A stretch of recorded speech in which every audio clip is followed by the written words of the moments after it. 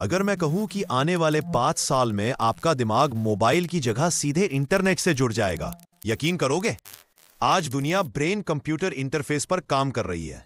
एक ऐसी तकनीक जो आपके दिमाग के इलेक्ट्रिक सिग्नल को समझकर मशीन को कंट्रोल करना सिखा देती है।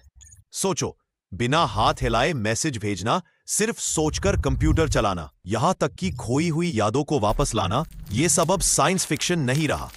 लेकिन असली गेम बदलने वाली चीज है थॉट शेयरिंग नेटवर्क। भविष्य में दो लोग बिना बोले सिर्फ दिमाग से कनेक्ट होकर बात करेंगे।